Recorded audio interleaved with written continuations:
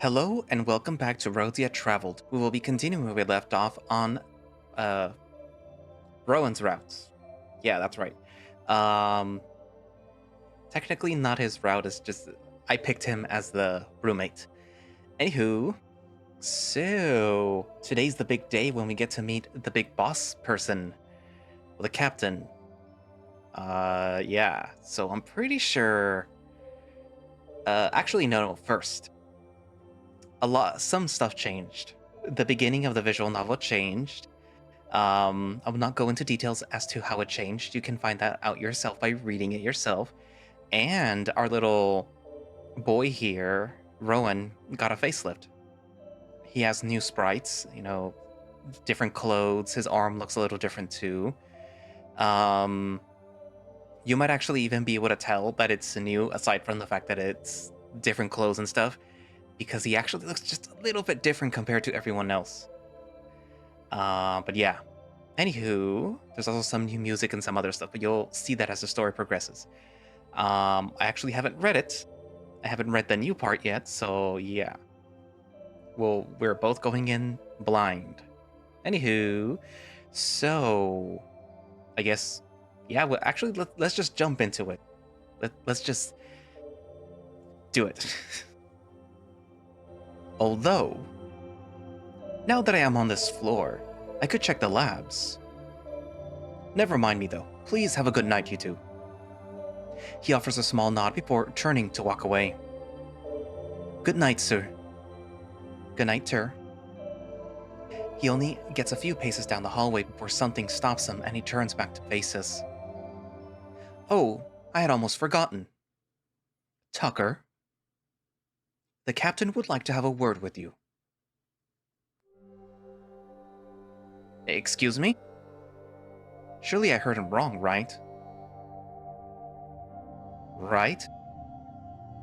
But if Merowyn's expression is anything to go by, I didn't. I'm starting to get a bit worried, as is Ter, it seems. Dr. Seno, are you quite alright?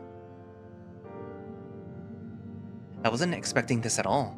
Doc looks dumbfounded. Tugging at his jacket seems to draw him back from his stupor. What? Professor Seno? Surely you just mean that she wants a report, correct? No, I said what I meant, Doctor. She believes that it is time that she personally addressed our guest here.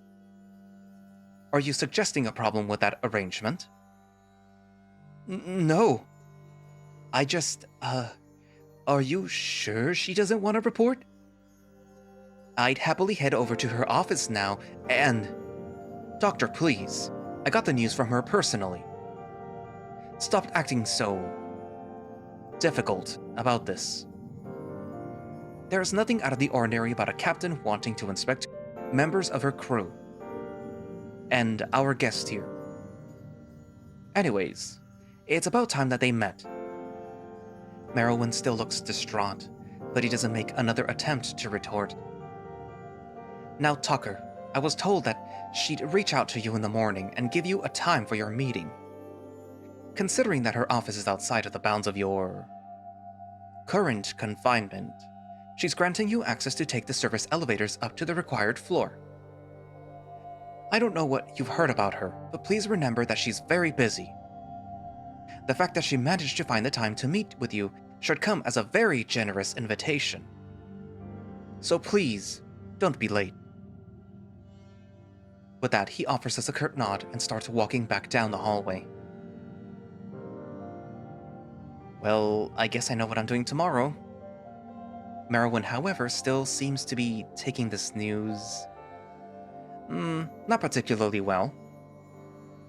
I go to pull on his jacket again, but he snaps out of it and turns to me before I can reach him. Oh, Tucker, Well, I suppose there are a few things that we'll need to discuss tonight. So he's serious, huh? I have to go meet with the captain? It would seem so. He takes off his glasses and rubs his tired eyes. I can't help but feel that he may be making this out to be worse than what it really is. I mean, I've heard she's strict, I think, but just meeting her? How bad could it be? Well, I'll be sure that you have everything you need for tomorrow. And, it should be fine. I'm sure that it will be nothing. In fact, maybe this will be good. His usual mirth comes out again as he straightens himself out. Perhaps you can get better access to the station. Or maybe more assistance for your medical research. Or maybe some new clothes? Yes. Maybe some new clothes. Right, of course. With the right approach, tomorrow could prove to be very fortuitous, Tucker. He's not making me any less worried, but he's right that I could really get some great perks if she ends up liking me. Although, it seems like even Tur is cautious around her. I've dealt with bad teachers and stringent office workers before. I'm sure this'll be fine. Still a bit stunned, we head over to Rowan's door and wait for the tardy Karain. Eventually, we hear sluggish and offbeat footsteps approaching. An exhausted-looking Rowan crawls his way down the hallway, only noticing us watching him as he gets within the last few feet of us.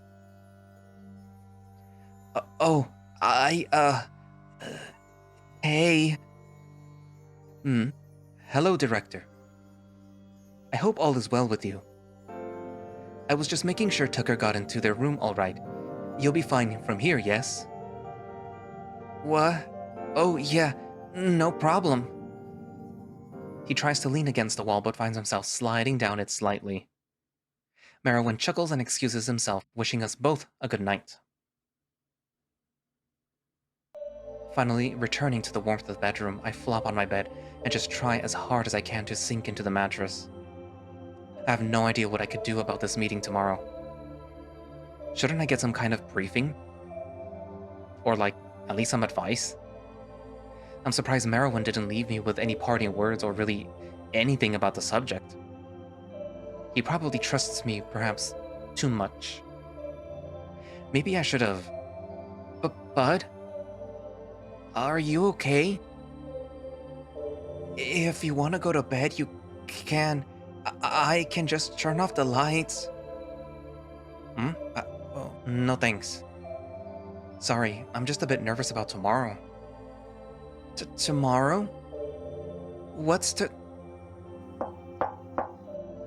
Our eyes shoot to the door as I hear some boots shuffle outside. Rowan timidly walks over and checks it, only to find himself looking up at Maruk.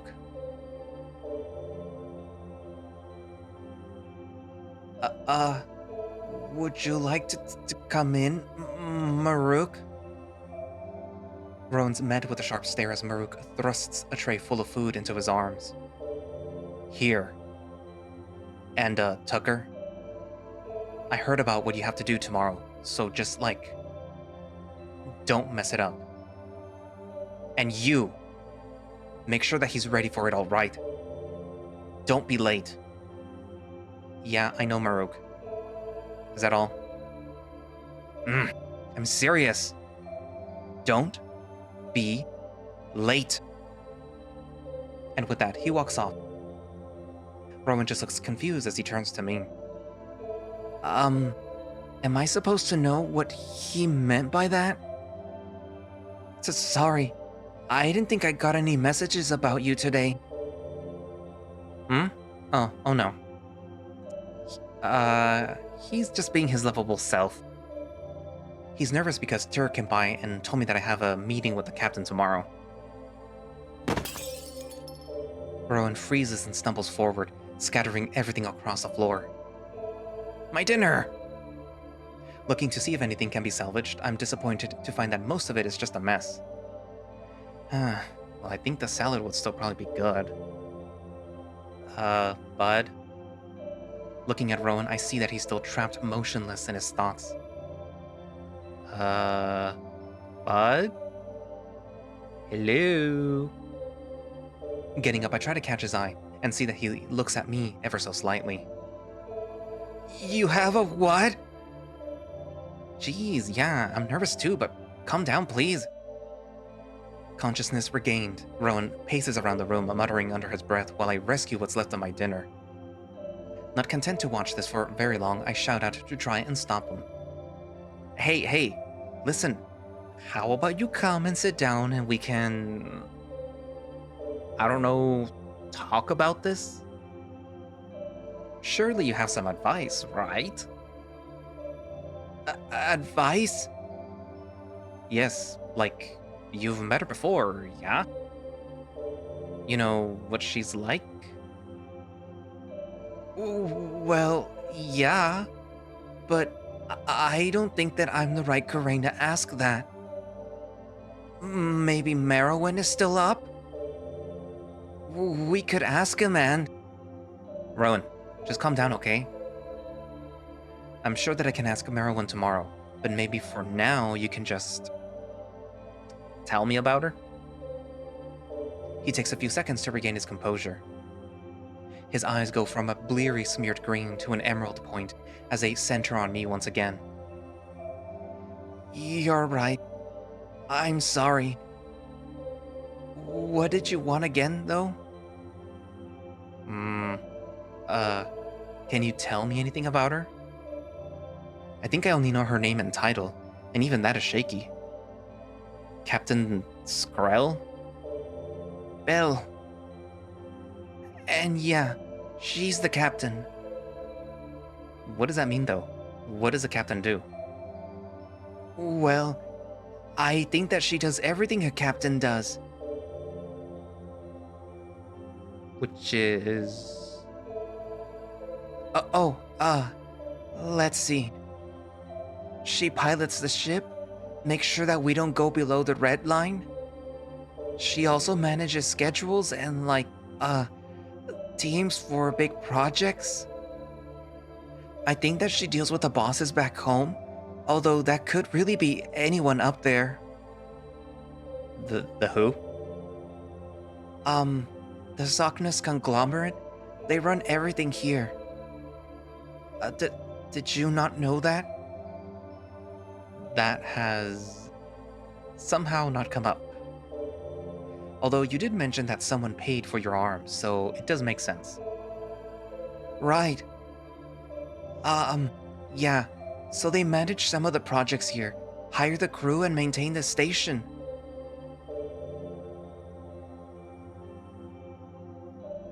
And they pay my salary. And you said back home? You mean Io? They're based on Io, yeah. But they kinda work out of everywhere. I think... I'm sorry, Tucker. I only worked for the IEM branch. Oh, okay, sure. We got a bit off topic. So the captain... Do you know her first name? Or should I just call her by her title? I don't know her name, sorry. And whenever I see her, well, she usually just talks at me, and I listen. And then when she walks away, I reply, so... I think just calling her Captain is probably a good idea. That's... not the best of help, but it's better than nothing. Although, I'm a bit worried about his interactions with her now. But I have to worry about myself first for now. Okay, that's... helpful. Can you think of anything else? Well, I think she's always busy. Like I said, whenever I see her, she always tells me what she needs and walks off. So, maybe let her talk first? And just answer if she wants you to? And another thing, when she talks to you, I wouldn't interrupt. I've heard her yell at crew who spoke out of line. That's worrying, but alright. That's actually a good note at least. Well, thanks, Rowan. How about if you think of anything else, you can just tell me in the morning, yeah? I don't know when my meeting is yet, so we should still have time to talk. Oh, That's a good idea, yeah. I can do that for sure. Here, let me. A wet squelch from the remains of my soup brings him to an abrupt stop.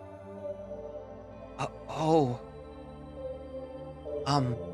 Let me clean this up.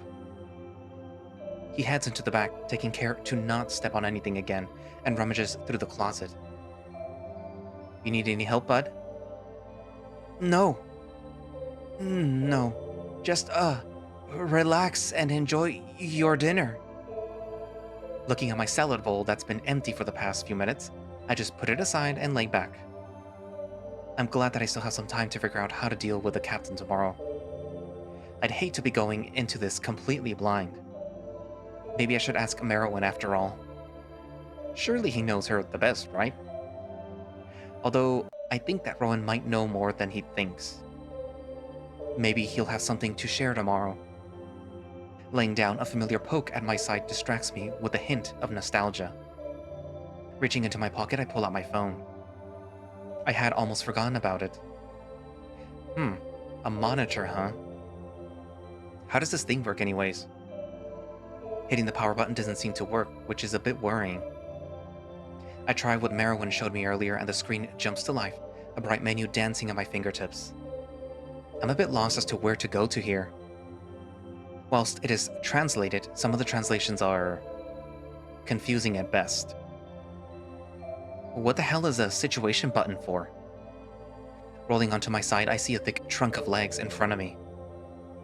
For the second time tonight, Rowan's staring at me with his mouth agape. Where did you get that? Huh? Oh, Doc gave it to me. It's pretty cool. Although I'm not entirely sure how to use it. He still looks stunned, but he snaps back much faster than before. I could probably help you. If you want me to. Oh, sure. Throwing my legs off to the side of the bed, I pat the space next to me. It takes him a minute, but he eventually sits next to me. I hand him my phone and he rolls it over a few times in his palm. This is pretty impressive. I haven't had a chance to see any human tech before. Well, I know this is the only piece that you brought with you, but it's still very nice. And you said that it was similar to a monitor? Yeah, it could send messages, play music, display information, all that stuff. So, why did you need a monitor then? Well, That's a good point, actually. I guess I wouldn't have service, sure, but why retrofit it with a monitor when it worked perfectly fine last I had it? My heart skips a beat. What if it's broken or whatever Tur did to it made it so that I can't access what was on it? I notice Rowan staring at me expectantly. Sorry, bud. I was just thinking about what you said. I don't know why they did that, but I need to figure it out. I had things on there that I would really like to be able to see again. Like information? Yeah, but it won't turn on anymore. Look. I turn the phone over in his paws and hit the power button a few times. He mimics the action and inspects it closer. I could maybe take a look at it, but Tur is the expert on the things like this. So I think you should ask him. He's the one that installed all of this anyways. Right. I think I'll try and do that. Would you still like me to show you how to use it? Yeah, I would. Thank you. He smiles and opens the monitor attached once again. Oh wow, this isn't a half-bad model. I kinda figured that you'd get some service model, or like an older operating system at least. I guess Tur had an extra one lying around. Anyways, here. I might need you to translate, but I can help you navigate. Oh, right. So what should I do first?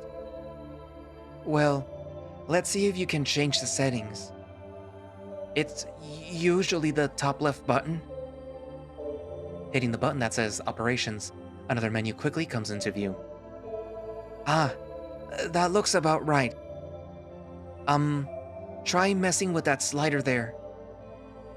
Moving the slider left and right quickly reveals that the projection can quickly snap between colors on the fly. Finally, I can afford one of those cool RGB devices everyone seemed to have back home. Oh, this is great. What color do you think I should pick? He stares at me with his green eyes, as he looks to his green room, with green plants. And he quickly hides his green monitor. Maybe some shade of... Yeah, you're right. Blue's a good choice. Moving the slider all the way down, I find a nice shade of turquoise and lock it there. Much better. Are there any other changes that you like to mess with on your monitor? You can usually change the size of the projections, but with how yours is set up, I'm not sure. Maybe you could change the brightness? Other than the color and the size though, nothing is really that important. Well, I mean you can change the font usually, but I don't know if Tur managed to create more than one font for you. Oh, nah, this is good. Well, you could always give it a test run then. Test run? Well, you can do more with the monitor than just change its settings. Why not message someone? Oh, I think Merowyn did say that he put your numbers in here. Let me try that. Where's the messaging system? Oh, here. This is how you go back. Oh, here. This is how you go back. As he swipes a paw up, taking me to a previous menu. Then press that top right button. Gratefully taking over, my contacts seem to be a simple list of their translated names. But who to message? Oh, I have to message one of them. I kind of feel that Merowyn would appreciate a message, like, more. I bet Doc would like to know that I'm figuring out my new monitor. I'll surprise him with a text. Quickly writing a short message, I hit send and wait, although I don't have to wait long as Doc messages back almost immediately. Oh, Tucker! I'm glad to see that everything is working well. Let me know if you find any errors and I'll have Professor Senno fix them when he can. And message me anytime. If you need to, that is. Chuckling to myself, I send a good night back as I close the projection and roll the phone over in my hands. It really is a broken piece of shit, but with this new monitor attached, it feels priceless. Well, I think what was actually saved on my phone was more priceless. I'm hoping Tur can do something to make it work. Maybe he can at least find me a charger? Did it not work? What? Oh no, sorry bud. I'm still worried about everything on here that I might have lost. I really need to make sure that it gets fixed. I'm sure it will, bud. But don't worry about it right now. We can ask Tyr to look at it. And like I said, if he can't, I will. I give him a few solemn nods as I put it down for the night and lay back again. It must be getting late. Hey, Tucker? Do you want to go to bed now? I know you have a lot to do tomorrow, and I think that we might talk about the captain in the morning, yeah? Yeah, you're right. I just roll over and lazily throw the sheet over myself. He takes a moment to get up and even longer to walk away and flick off the lights. I hear him make a few adjustments on his own monitor before getting under the covers himself. Tucker? Yeah? I know that... A faint blue light pervades the room as his mind whirls. I hope that you know that you can can. Ugh, I'm sorry. Good night. Good night. Aw. Day 11. While waking up by being prodded by cold mechanical fingers is one thing, waking up in a cold sweat is hardly better. I shoot up, almost hitting my head on the ceiling, and look at my hands before I snap my neck to look around the room, bleary-eyed and nervous. Fuck, I must have had an awful nightmare or something, but I can't remember a damn thing. The stress must be getting to me again. I've been forgetting a lot of my dreams recently, too. Hey, Rowan, Calling out to him, I realize that he's nowhere to be seen. A bit more perturbed, I throw my legs off the bed and hop into the bathroom, but he's not in there either. Am I still dreaming? That would explain the vague fear and empty room, but I'm pretty sure that I'm awake. Well, I guess that I should still get prepared. Quickly rinsing off, I throw on my best outfit. A shitty graphic tee and the jacket Rowan gave me. Not really sure that this will be enough to impress the captain, but it's the best that I've got. I would really like to know where Rowan is, or at least know if we'll have time to talk before my meeting. Pulling out my phone, I give the buttons another try before dejectedly activating the monitor. My eyes naturally drift to the top left, and I notice that there are some numbers ticking away. Wait. It's the time. Oh, that's great. How did I not notice that before? That's certainly helpful. It'll be nice not to have to ask every few marks. I manage to get my way back to the contacts and see Rowan's name. Opening it, I send him a quick text and ask if I should just wait here. He, surprisingly, promptly responds. Oh, morning, Tucker.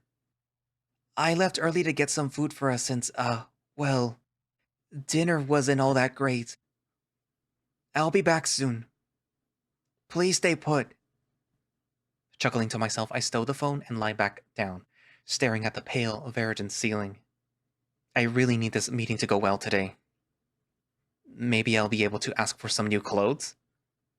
Or at least some leniency around the station. It's fine. It's a step in the right direction. Unless she's mad at me. Oh no. I haven't even begun to think about that. And now the idea's in my head. Ugh. Shit. Shit. Shit. There's no way that she's upset at me, right? I mean, what did I do? The station might have gotten off task a bit. The crew may have panicked a few times, and I might have completely derailed the schedules of at least 3 high-ranking workers. Only maybe half of that is my fault. Okay, maybe most of it is my fault. But I can't be blamed for it. I didn't ask to be here, and I really don't. Are you okay, bud? Fuck! How in the void are you so damn quiet? Did you just come in? Yeah, sorry. Are you okay? I'm... Yeah, sorry. I'm fine. Uh, you brought us some breakfast, right? Oh, yeah. Helping him with the plates, we enjoy a quick meal before he gets geared up and sits down next to me. Okay, so I thought of a few things that you should try to keep in mind during your meeting. Um, I might be repeating myself a bit from last night, but that's because it's important. Let's see. There's, Actually, if you don't mind, I have a question. Okay. What is it? Do you know how the captain got her job anyways? Uh, Not really. Really? You haven't heard anything?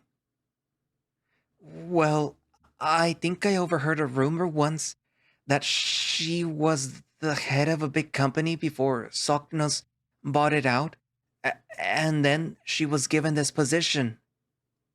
But I can't really say if that's true or not. I guess that's possible, but it's certainly not the most interesting answer. Now, where was I? Oh, advice, right. When talking to her, make sure to answer anything that she asks you the best you can. She's very busy, so I wouldn't want to waste her time. And then also make sure that you answer everything correctly, so you don't have to repeat yourself. I have a feeling that he's speaking from experience there. Ah, then you should make sure to address her as Captain. Well, if you need to say anything, that is. I don't think if she's going to ask you anything at all, really. I don't either. Tara wasn't very specific about what would actually be going on during the meeting. Well, I think you'll be okay. She's probably just wants to meet you. He's probably right, but I still can't help but feel a bit worried. I'm definitely underprepared for all of this. I mean, I was told less than a day ago that I was going to have this meeting. It's fine, I'll just... Bzz, bzz. Freezing mid-thought, I reach into my pocket and pull out my phone. The monitor flicks to life by itself, and I see a new message from an unknown contact. Turning to Rowan, he shrugs, and I open it. Tucker, your appointment with the captain will be at the 10th mark. Do not be late. Snapping my eyes to the corner of my phone, I check the time, only to see that it's already 9:40. Well? Was that her? We have to go. Now. Now? Did you get your meeting time? Yeah, and it's in 20 minutes. I thought that they'd give me more time. Rowan looks panicked for a second before grabbing his things and fumbling his way to the door. Well, okay then. Let's go. I think I know a shortcut. Nodding, I snag my notebook and shove it into one of my many oversized pockets before heading out after him. He takes up his usual gait as I lag behind just a bit. I'm certain that I've never been this way, and before long, we're in front of a lone door at the end of a hall. Rowan hits a few buttons and looks up while tapping his foot impatiently. Following his gaze, I see some icons above the door that seem to be counting down quickly. Before my mind catches up, the door to the elevator opens. Rowan rushes in and I wearily follow behind. He unplugs a cable from his arm and inserts it into the panel before hitting a button. The doors close and I can feel our ascent begin as the elevator lurches upward. It's fortunately not a long ride, and I feel Rowan may have had something to do with that, but the doors open and we step out. The decor of the new hallway strikes me. I didn't expect to find aesthetic consideration here, but the carpet and plants tell me otherwise.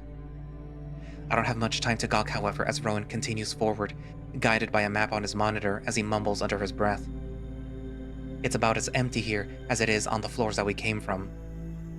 I kind of expected to see more Karain running around managing things. The few that I do don't seem to be dressed in anything particularly fancy. I really don't understand the dress code here. We keep trotting along, taking quick turns until we enter a hallway with a massive set of doors at the end. I can only assume that this is our destination. However, the closer we get, the more that I feel myself being dragged down. My head gets lighter and lighter. Stumbling over the soft carpet, I realize that I still am not ready for this at all. It's not Rowan's fault, he's only met the captain a few times. But I really need more advice on how to deal with this. And couldn't I have been given more time to think about it? I mean, what am I supposed to say? I still haven't been given any answers, but I'm sure that she doesn't want to hear that.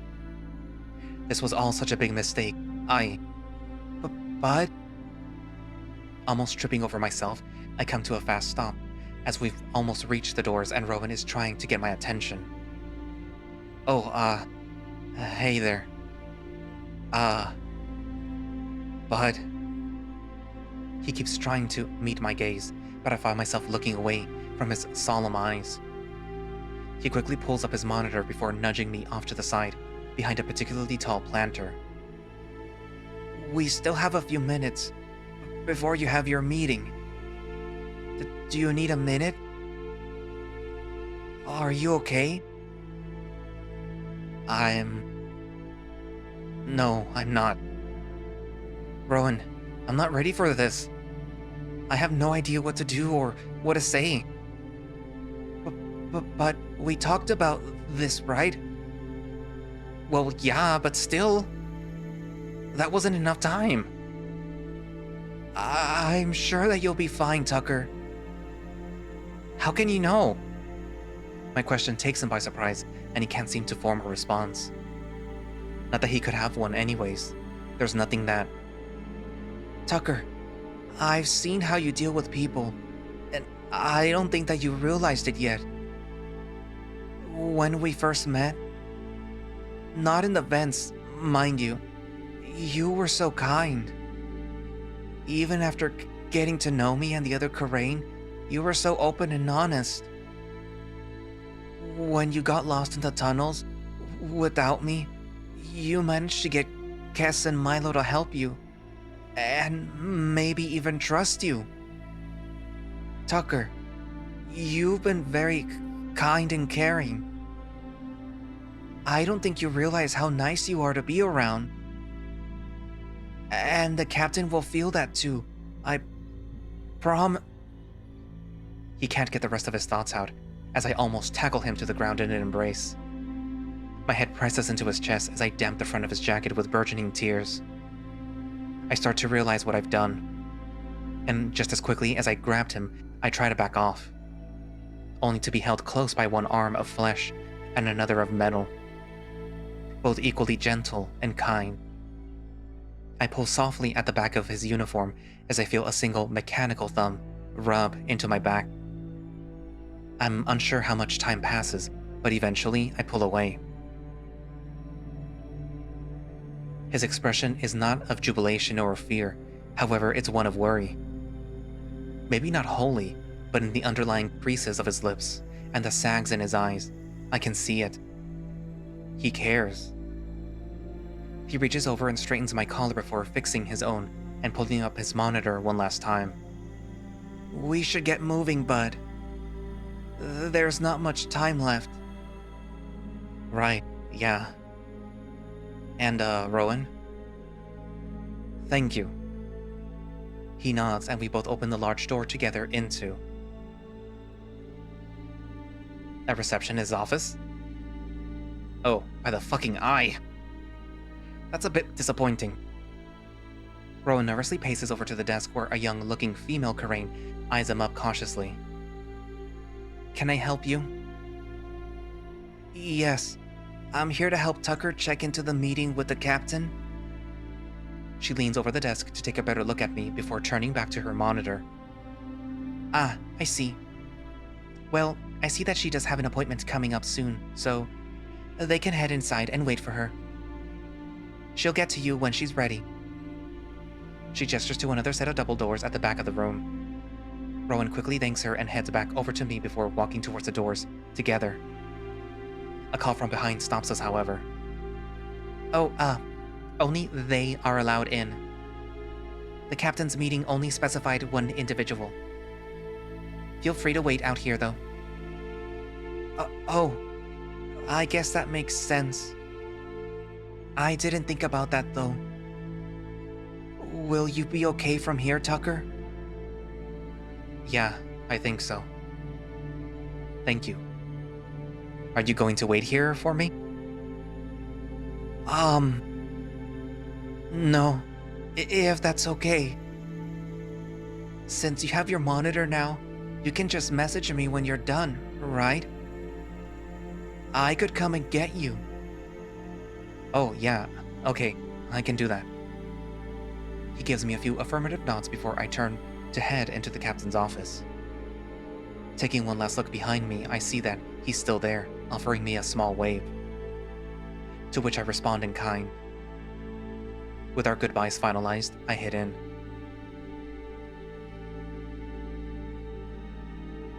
And this is another waiting room. What? Well, the receptionist did say that the captain will eventually get to me. At least, there was a bench. Taking a seat, I feel surprisingly calm. What Rowan said really did help, even if I still think that this whole meeting is a bit much. At this point, I think that I've convinced myself that she just wants to see me in person. I don't know what answers I could provide for her that I haven't already told one of my guardians. Still, if she's taking time out of her apparently busy schedule to meet with me, I should make the most of it. If nothing else, I can get a first-hand impression of her, maybe see why everything is so weird around here. Surely normal Karain society doesn't always function this strangely, right? Huh. I hope not. Checking the time on my monitor, she's definitely late to her own meeting. Pulling out my notebook, I think of jotting down what I can remember from this morning and start a page of notes for the captain. As I begin writing, time seems to fall away.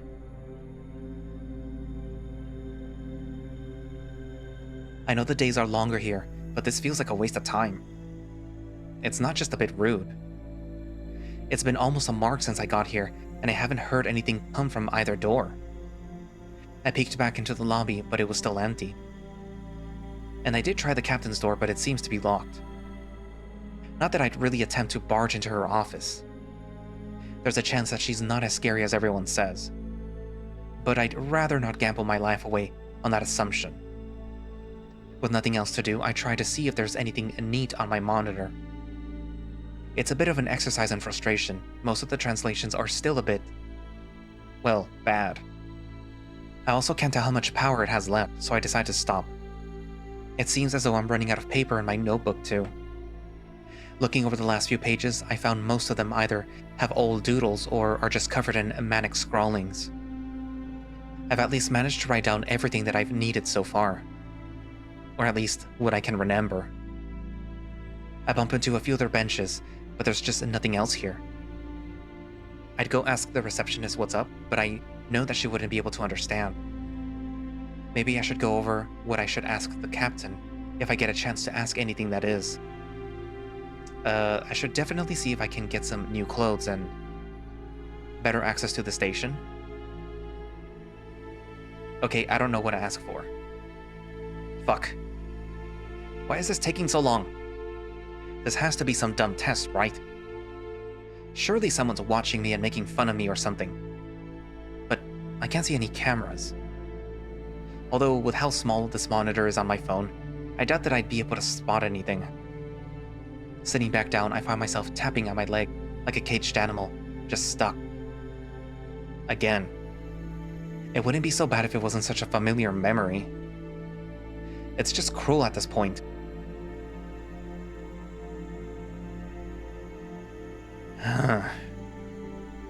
Lying back on one of the benches, I've mostly gotten over my anxiety at this point. But it still sucks being forced to wait like this. Surely the captain has better things to do than waste my time, right? If she's so high and mighty, why doesn't she... A voice rings out over some unseen speaker. I'm sorry for the wait. Please, come in. I see the door leading to her office creak open just a bit, as if unlocked remotely. Well, so much for getting over my anxiety. Standing up slowly, I make my way over and cautiously peek inside. When I don't see anyone standing there, I head in. This is... surprisingly tame for a captain's office. I imagine that there'd be more... well, I don't know. Trophies? Statues? Heads of past victims on spikes? The plants are a nice touch. One thing is missing for sure though. I don't see the captain anywhere. Is she in an adjacent room or... Ah, I'm glad that she can make it. Tucker, was it? Please, come sit down. I'll be right with you. An almost melodic voice rings out from somewhere in the room. Not young or joyful, but still soft and leveled. I'm not sure where it came from, but I see some chairs by her desk, so I make my way over. Unsure of which chair to take, I nervously idle between them. They're not dangerous. You do know how to sit, right? Yes. Taking the seat on the left, it's quite comfortable, if not a bit big. The hole at the back for what I assume is one's tail is a bit awkward to sit around, but it's not too bad. Looking across the desk, I see her chair facing away from the door, backlit by a faint glow. She must be busy working on something. I'd say that it's a bit rude to not face your guest, but I don't think that it's really my place to impose. I mean, I doubt that she'll even understand me. Wait. Fuck! How is this even going to work? Oh damn it, why couldn't Rowan just stay with me? This was such a stupid idea. I wonder if... I'm sorry for the wait, Tucker. I was... dealing with something. Due to a scheduling conflict, however, this will have to be a joint meeting. Don't worry though, I believe that you know them quite well. Oh, sure. Right. Well, hopefully she meant my guardian can come back. Although, why weren't they told beforehand? Shaking out of my confusion, I take this time to look over her desk, as she's still not using it. It seems pretty normal. Although, from everything that I've seen so far, I imagine it has plenty of monitor screens ready to pop out at any given moment. I'm surprised to see a cup with some pens in it, as well as another one with something steaming over. I wonder if that's... something caffeinated? God, I hope so. It's nice that she has some plants back against the wall, but that's kind of most of the decor. It's a pretty bland room otherwise. I'm almost shocked out of my chair when I hear the door suddenly open behind me. Peeking around, I turn to see... Ah, I'm so glad that you could join us, Tyr. Tyr? That's not someone that I know quite well. I barely know him. Surely she wasn't just being facetious, right? Captain, I am always at your bark and call. But surely you could have scheduled my meeting more ahead. Ahead of... We locked eyes and he looks just as confused as I am. Am I interrupting something? No, not at all. Please, do sit down. If you wish to finish your meeting with Tucker, I'll be more than happy to... Sit down. Her voice does not raise, nor does her surprisingly calm tone change. But somehow the words strike like lightning, and I can see it in terror just as I can feel it in my spine. He takes a moment to adjust himself before taking the seat beside me. She still does not turn to us, not even in the presence of Tyr. I'm starting to think that this is just how she deals with everyone. Are you well? It's been almost 2 weeks since we've spoken, you know? I am. Thank you. Of course, of course. I think that I hear monitor sounds coming from the other side of the chair. Now, I'm sorry that I had to call you here on such short notice. It's quite all right. And I'm sorry to hear that you seem to have damaged the Mayron again. That's not entirely. And I'm sorry that you seem incapable of following simple orders. And I'm sorry that you seem to fail at the most simple of tasks. Is that all, Captain? No. Stay seated. Should I be here for this? I'm getting nervous just sitting here. Would you please explain the results of your recent experiment, Senno? His name strikes out like a knife, a far cry from your usual delivered tone. I've sent you the report multiple times now. Was that not enough? Tell me again. I want to hear it from you. He looks over at me, maybe not worried, rather just annoyed. I would prefer not to speak about it in front of our guest here. What does that mean? He barely acknowledges my reaction. Tyr, I did not ask for excuses. Please, give me the report again. He sighs and pinches his brow. I hear more screens flick to life as I assume that she's pulling up various reports and documents to view.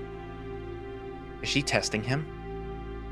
I'm shocked to see Tyr being treated like this. Of course. At the 9th mark exactly 11 days ago, the Mayron was to undergo a small test of some new proprietary parts.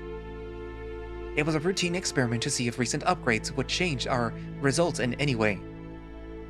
We were wrong. Wrong? Yes, wrong.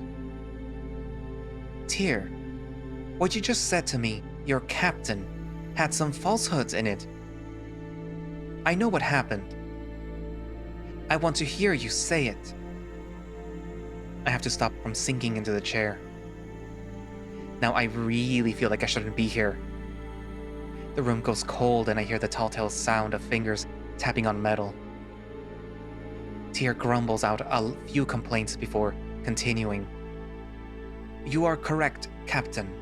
The test was indeed not small, nor was it entirely scheduled. I must have forgotten. Ah, an accident. No doubt. Please, continue. He takes another look at me before continuing.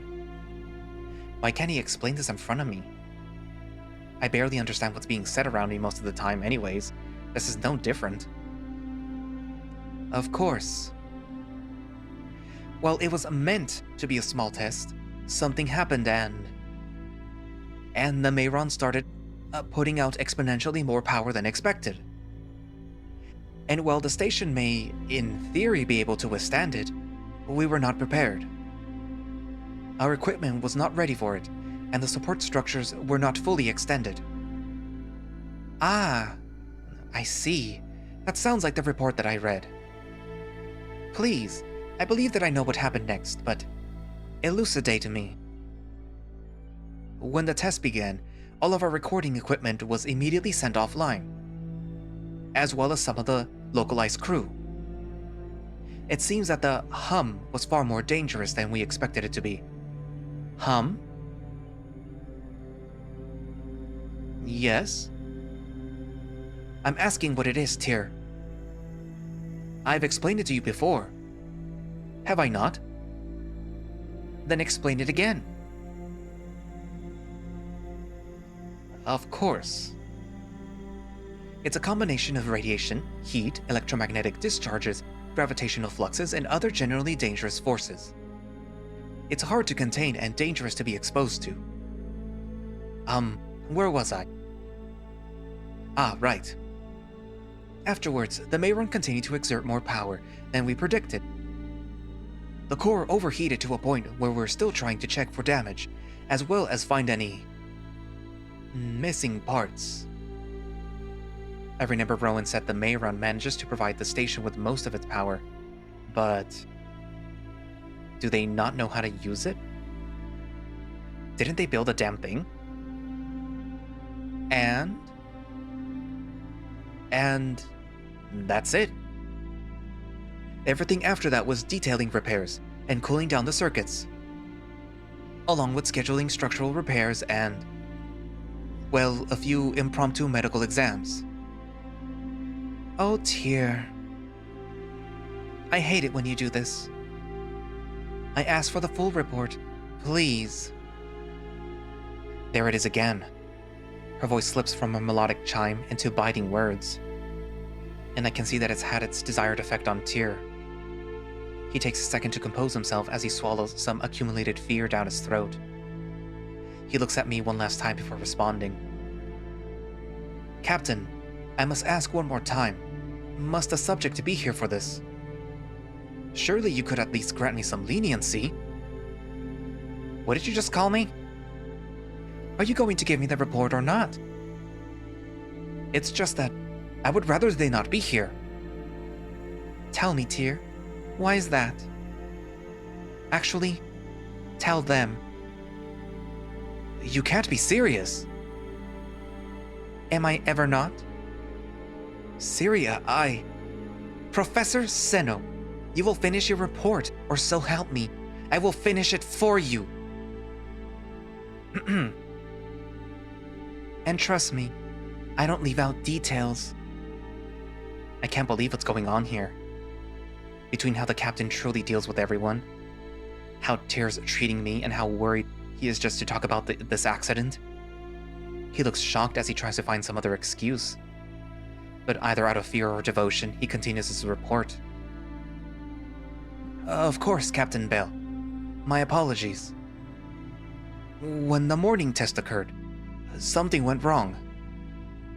We still are not sure what it is, and no, that is not another accident. We just do not know. After that, we couldn't stop the process and it started to descend. Descend? Once the core was below the median, it was too dangerous to call off, and we had to let it continue, or risk damaging it beyond repair. Beyond repair? And here I thought that you were an expert on the thing. The only one. He did build it, right? This is what he calls his life's work. I thought, and he doesn't know how it works? Or how to fix it? What are they doing with the damn thing? I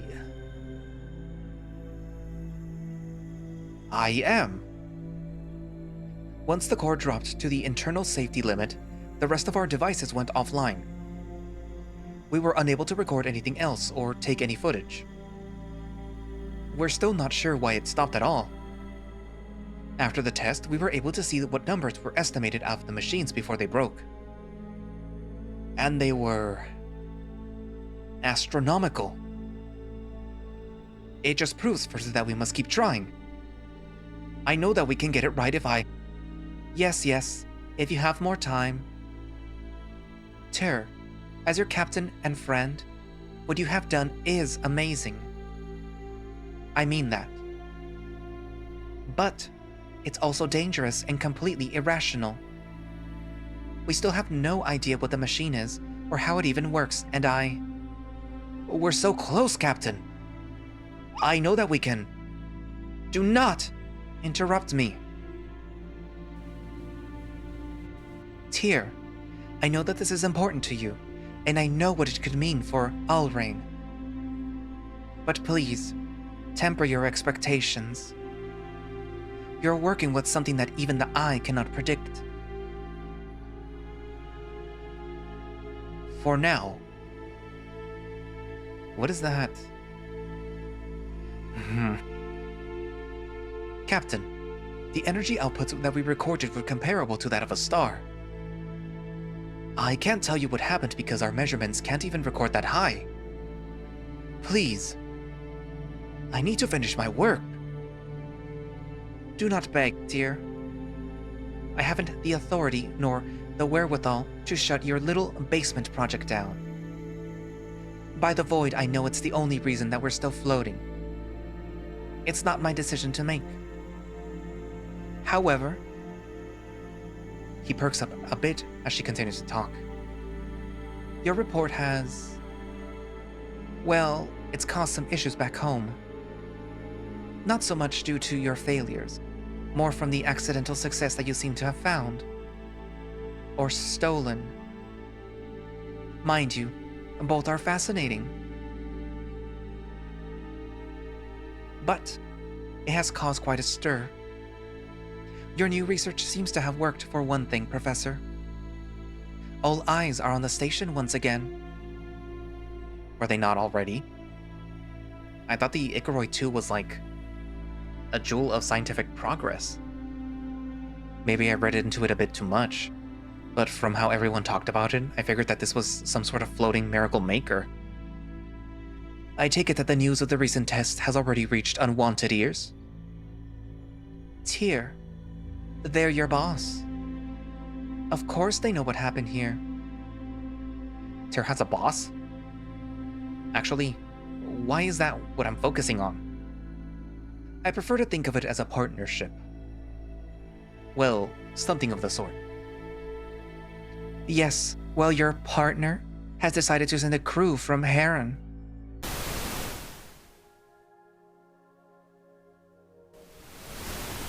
to come and investigate. They'll be here within the week.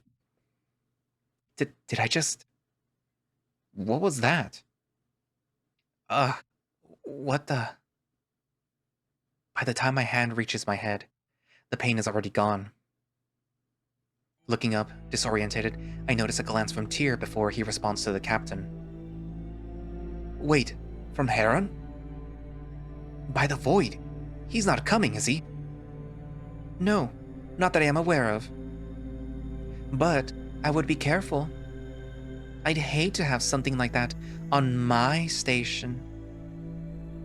Of course, Captain Bell.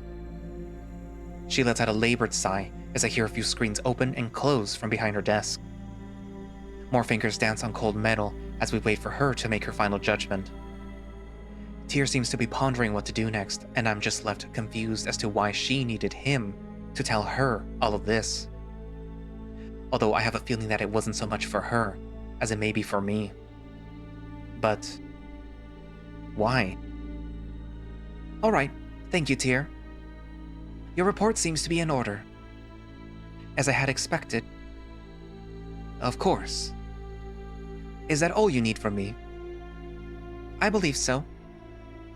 He starts to stand before I hear another monitor flick to life, and the captain speaks up once again. Oh, actually, I believe that there is one more thing that you had to report to me, correct? Excuse me? Yes. I believe that it's sitting right next to you. Huh? What do you mean, Captain? He sits back down, and a wave of unease seems to set in over his small frame. Oh, Tyr, I am not in the mood today. Finish the damn report. What else happened on that eventful morning? He seems to be squirming in his seat, but he knows her patience is thin. His gravelly pitch is laden with a surprising sadness that I wouldn't have expected.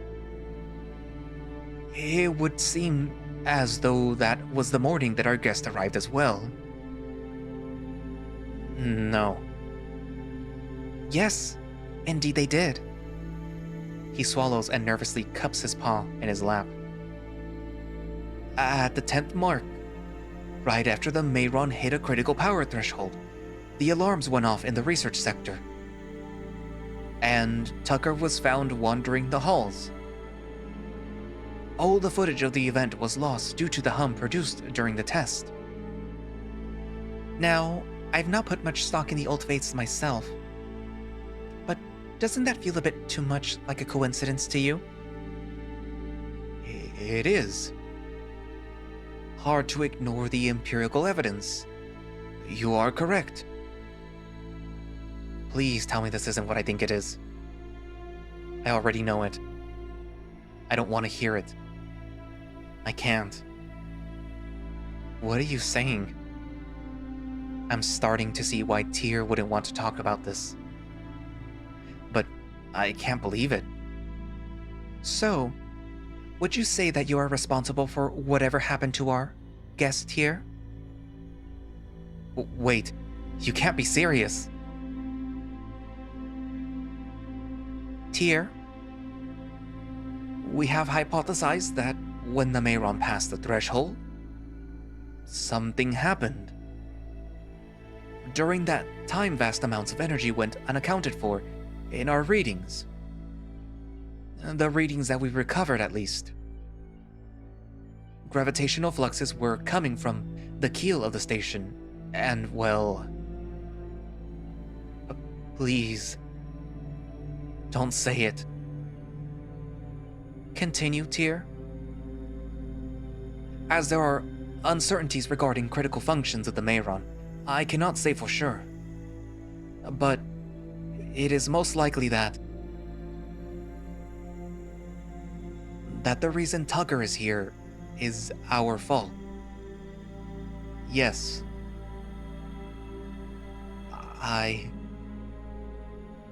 And you have no feasible idea why this would happen, correct? It is possible that it was just an accident, but we cannot tell if the vast amount of energy being created is just a side effect of its true purpose. Or something else. We're still looking into it. Of course you are. You've been looking into it for decades. One more question for our guest here. Captain, I don't... Tyr, don't be rude. It's just one more question. To say the room has gone silent would be incorrect, but I could not tell over the ringing in my ears. It's ever present and seems to block out everything but the words that leave the professor's lips. Tyr? Yes, Captain? Do you think that there is a way for them to get back home? Silence blurs into a painful static as I can read his lips before he even utters the words. I just have to let it wash over me as he dictates my fate.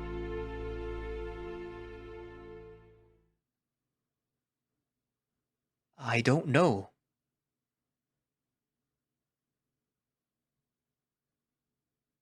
Slowly looking over, I see that he's brought a paw to his forehead and seems to be trying to steady himself. Is he distraught over this? I sit back into my chair dejected.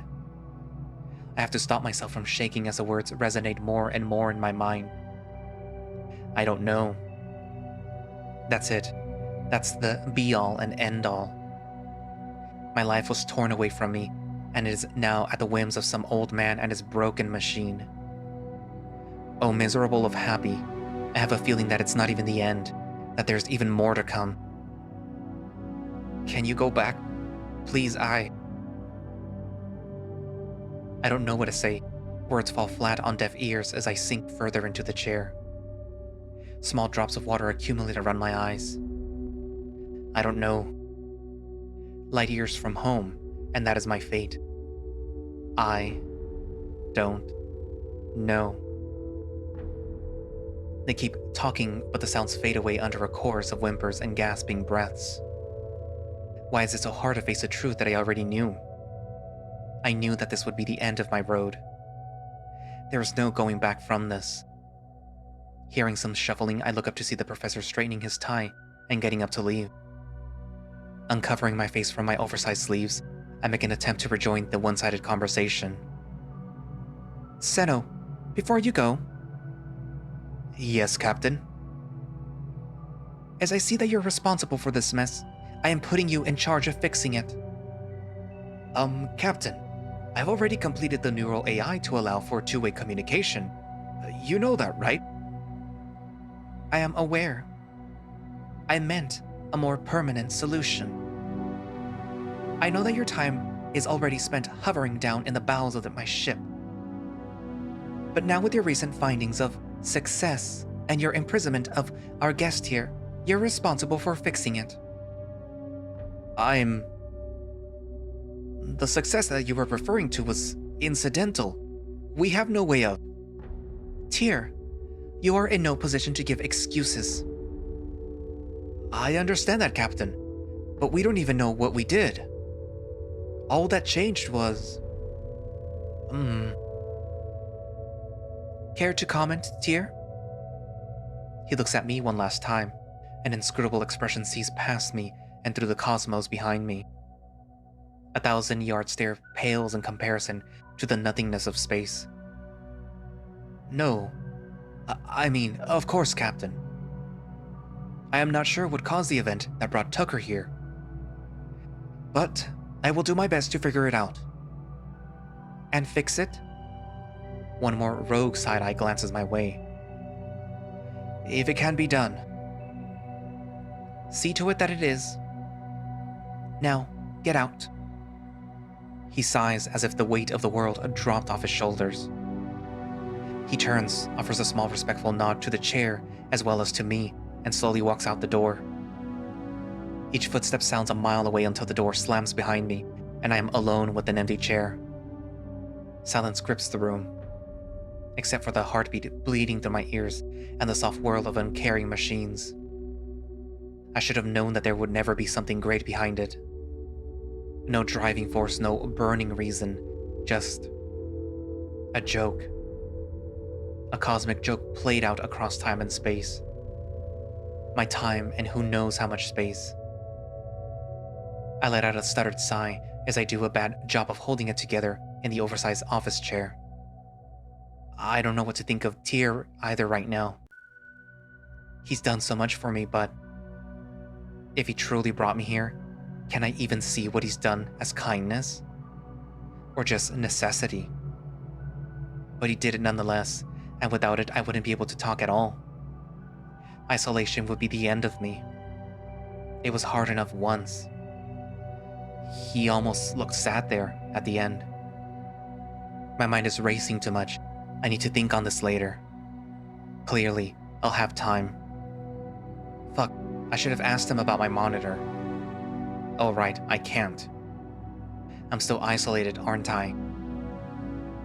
Huh, alright. I should be ready for our meeting in just a moment, Tucker. I'm sorry about the wait. I do hope hearing some of that may have helped in some regard. I doubt that any of this is particularly easy for you. It's... whatever.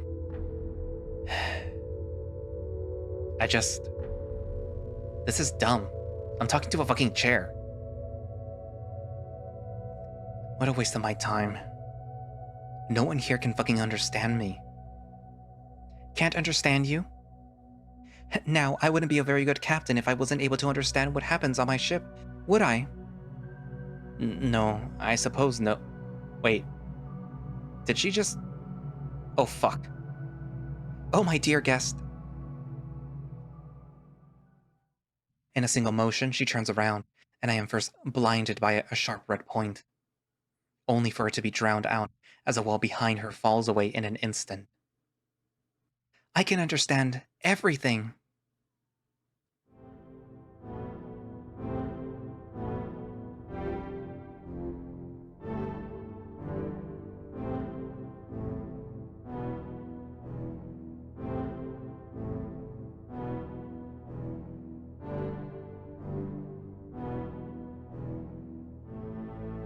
And that's where I'm going to leave it for today.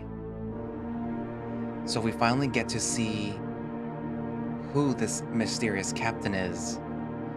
You know, even though she spent like the majority of the time during that awkward conversation with Tyr with her back to us.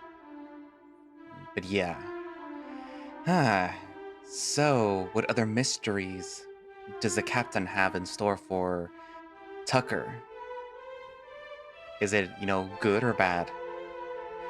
I'm assuming that the whole reason that she basically had Tyr there, or Tyr, I forget how his name was supposed to be pronounced or how I used to pronounce it, but whatever. I'm assuming that the whole reason he wanted him there to report on what was happening again was just so that Tucker could hear from his own mouth that basically it's his fault that he's there, and he doesn't know if he's gonna be able to get him back or what. So yeah, I guess in a way she is doing him a favor by basically letting him know this, because otherwise he would just be there constantly wondering like, am I gonna be able to get back? Am I stuck here? Whatever. Now he knows that he's basically stuck there. But yeah. So, what are your thoughts on the captain and basically the fact that Terror kept all of this to himself up until now? He was basically forced to tell Tucker, you know, what was happening.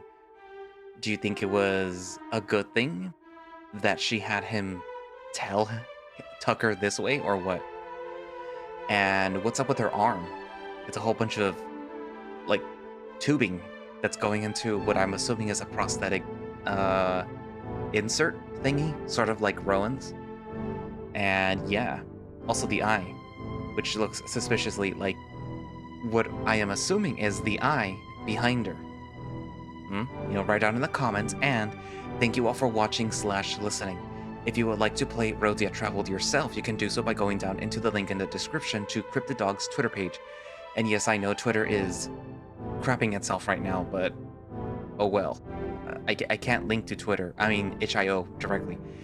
But yeah, like, just go down to Twitter, click on it, it'll take you to the itch.io link where you can download Roads Yet Traveled yourself, and you can play with Maruk or Merowyn as the selected partner. And actually, I think I already mentioned it at the beginning, but you do get a little bit more or other stuff if you pick someone else. So yeah, like, if you want to see things with Maruk as your partner, then, you know, pick Maruk. If you want to see things with Merowyn as your partner, then pick Merowyn. But yeah. Anywho, they also have a Patreon, which I do belong to, where you can get early access to builds of Roads Yet Traveled, such as myself, and actually this is an early access version, but it's basically done, so yeah, you're not really missing much from the public version, so yeah. But yeah, you know, you get it, I think it's 2 weeks in advance, so if you want to get the game 2 weeks in advance, then sign up for the Patreon, like myself. But yeah, I guess that's it for now, and I will see you guys in the next video. Bye-bye.